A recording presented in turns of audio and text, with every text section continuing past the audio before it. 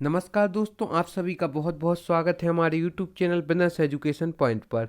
यदि अभी तक आपने हमारे चैनल को लाइक शेयर और सब्सक्राइब नहीं किया है तो जल्दी से जल्दी आप हमारे चैनल को लाइक शेयर और सब्सक्राइब कर दें ताकि आपको ऐसी ही उपयोगी वीडियो प्राप्त होती रहें।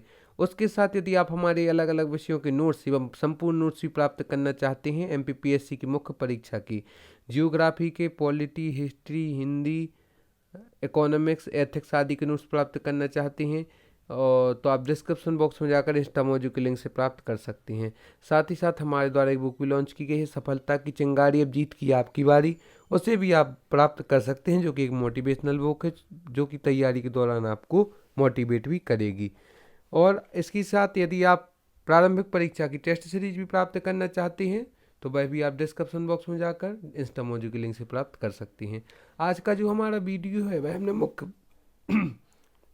मुख्य परीक्षा को ध्यान में रखकर बनाया है, जिसमें हमने 6 मार्कर एवं 15 मार्कर प्रश्नों को लिया है।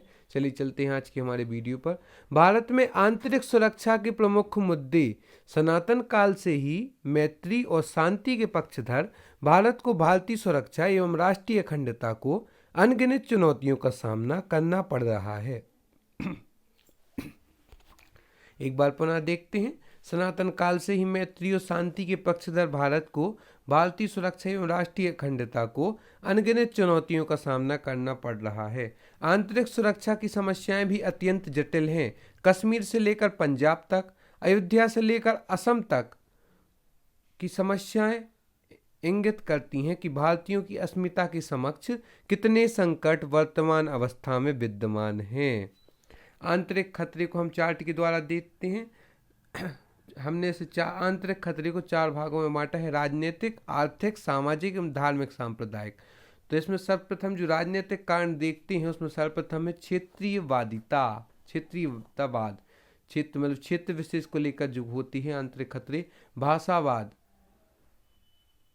आतंकवाद, अलगाववाद, नक्सलवाद। यह 5 राजनीतिक कारण हैं जो कि आंतरिक खतरे के होते हैं। पहला है क्षेत्रीयवादिता, दूसरा भाषावाद, तीसरा आतंकवाद, और चौथा अलगाववाद और 5वां है नक्सलवाद। यह 5 राजनीतिक कारण हैं आंतरिक खतरे के प्रकार। दूसरा है आर्थिक आंतरिक खतरे का जो प्रकार है उसमें गरीबी, बेरोजगारी, श्रम विवाद, ब्रेन ड्रेन। और उसके पश्चात जो सामाजिक कारण है उसके अंतर्गत जाति प्रथा, कुरीतियों, जनसंख्या विस्फोट, अहिष्णुता। यह सामाजिक आंतरिक खतरे के प्रकार हैं: जाति प्रथा, कुरीतियाँ, जनसंख्या विस्फोट, अहिष्णुता। उसके पश्चात है धार्मिक सांप्रदायिक में धर्मस्थल विवाद, सांप्रदायिकता, जो कि इसके प्रकार हैं धार्मिक सांप्रदायिक की। एक बार पुनः देखते हैं। राजनीतिक आंतरिक खतरे के अंतर्गत क्षेत्रीयवादिता, भाषावाद, आतंकवाद, अलगाववाद, नक्सलवाद। आर्थिक के अंतर्गत गरीबी, बेरोजगारी, श्रम विवाद, ब्रेन ड्रेन। सामाजिक के अंतर्गत जाति प्रथा, कुरीतियाँ, जनसंख्या विस्फोट, अहिष्णुता। उसके पश्चात धार्मिक सांप्रदायिक के अंतर्गत धर्मस्थल विवाद एवं सांप्रदायिकता। आंतरिक सुरक्षा के अंतर्गत किसी देश की अपनी सीमाओं में शांति, कानून व्यवस्था व देश की प्रभुसत्ता बनाए रखना होता है। आंतरिक सुरक्षा का उत्तरदायित्व गृह मंत्रालय के अंतर्गत होता है। वर्तमान में गृह मंत्री अमित शाह जी हैं, अभी आपको जानकारी दे देते हैं। प्रमुख चुनौतियां जो कि गृह मंत्रालय के समक्ष होती हैं आंतरिक सुरक्षा के उत्तरदायित्व की, तो जो प्रमुख चुनौतियां हैं उसमें सबसे प्रथम है आतंकवाद। आतंकवाद आंतरिक सुरक्षा के लिए सर्वप्रथम एक प्रमुख चुनौती है, आतंकवाद। दूसरा है जम्मू कश्मीर उग्रवाद। तीसरा है पूर्वोत्तर विद्रोह, जो असम, मेघालय, मणिपुर ये 7 राज्य कहे जाते हैं, इनके पूर्वोत्तर विद्रोह भी प्रमुख कारण है। वामपंथी, नक्सलवाद, माओवादी, यह भी प्रमुख चुनौतियां हैं। सांप्रदायिकता, जातीय तनाव, क्षेत्रवाद, सीमा प्रबंधन, तटीय सुरक्षा, यह सब प्रमुख चुनौतियां हैं। एक बार पुनः प्रमुख चुनौतियों को देखते हैं। सर्वप्रथम आतंकवाद, दूसरा जम्मू कश्मीर उग्रवाद, तीसरा पूर्वोत्तर विद्रोह, चौथा वामपंथी नक्सलवाद माओवादी, 5वां सांप्रदायिकता, 6वां जातीय तनाव, 7वां क्षेत्रवाद, 8वां सीमा प्रबंधन, 9वां तटीय सुरक्षा। इसके पश्चात देखते हैं इनके लिए उत्तरदायी कारण है शत्रु पड़ोसी देश, जो कि इन चुनौतियों के लिए प्रमुख उत्तरदायी कारणों पर यदि हम विचार करते हैं तो जो सबसे पहला कारण निकल कर आता है वह है शत्रु पड़ोसी देश। दूसरा बीमारी, तीसरा असंतुलित विकास, चौथा सुशासन का अभाव,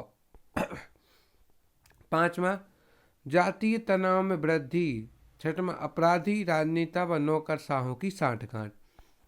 यह 6 उत्तरदायी कारण है। पहला है शत्रु पड़ोसी देश, दूसरा बीमारी, तीसरा असंतुलित विकास, चौथा सुशासन का अभाव, पांचवा जातीय तनाव में वृद्धि, पांचवा अपराधी राजनेता व नौकरशाहों की सांठगांठ। भारत की स्वतंत्रता के साथ ही जम्मू कश्मीर राज्य के भारत में विलय को लेकर कई तरह की समस्याएं उत्पन्न हुई, जहां 1954 में नागा विद्रोह, मिजोरम मणिपुर संबंधी, 1960 में नक्सल संबंधी, 1986 से 90 में पंजाब विद्रोह, 90 से 2000 में कश्मीर विद्रोह तथा अन्य तस्करी, देह व्यापार, काला धन यह भी प्रमुख कारण रहे हैं। वर्तमान में आंतरिक सुरक्षा को सबसे बड़ी चुनौती साइबर अपराध है, जो देशव्यापी है और राष्ट्रीय सूचना की चोरी, भ्रामक जानकारी से देश की शांति व्यवस्था को भंग कर रहा है। इस प्रकार तेजी से बढ़ती असुरक्षा भारत के विकास में बाधक है।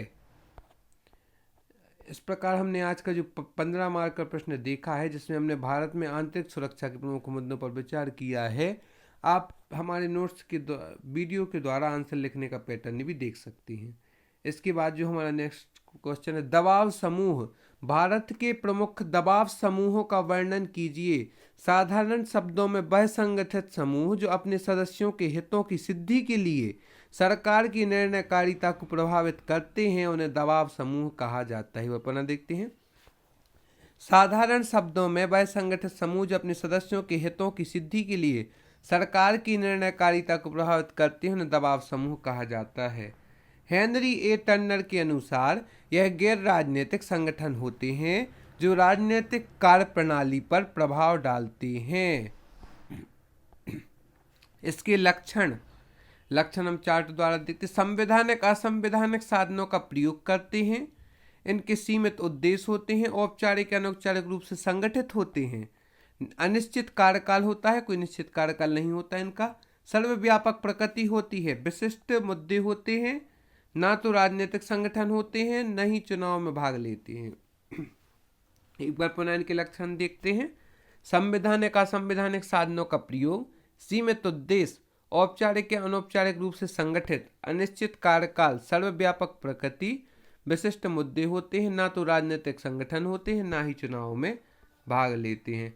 भारत में दबाव समूहों के प्रकार, प्रदर्शनकारी, असमुदायिक, सबसे पहला है संस्थानात्मक, दूसरा है सामुदायात्मक, तीसरा है असामुदायात्मक, चौथा है प्रदर्शनकारी। भारत में दबाव समूह के 4 प्रकार हैं। सबसे पहले संस्थानात्मक, दूसरा सामुदायात्मक, तीसरा असामुदायात्मक, चौथा प्रदर्शनकारी।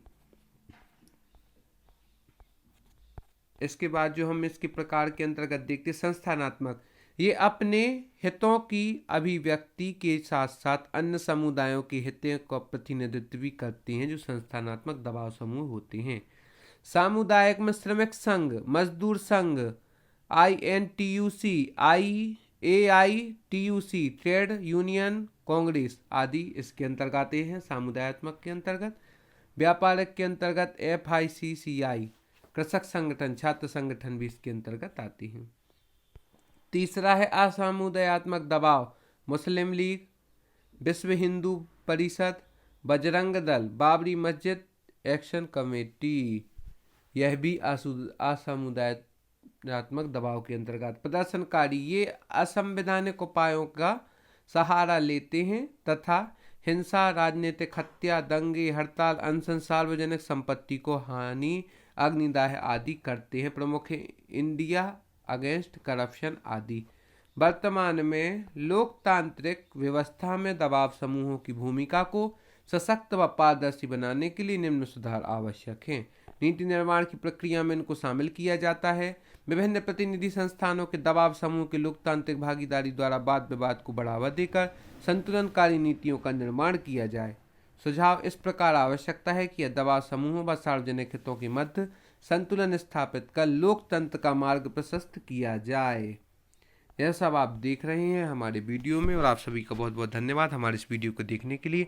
हम आपको पुनः जानकारी देते हैं कि हमारा दीपावली का ऑफर चल रहा है, जिसमें आपको 5 से 15 नवंबर के मध्य यदि आप हमारे नोट से लेते हैं तो आपको 10% का डिस्काउंट दिया जाएगा।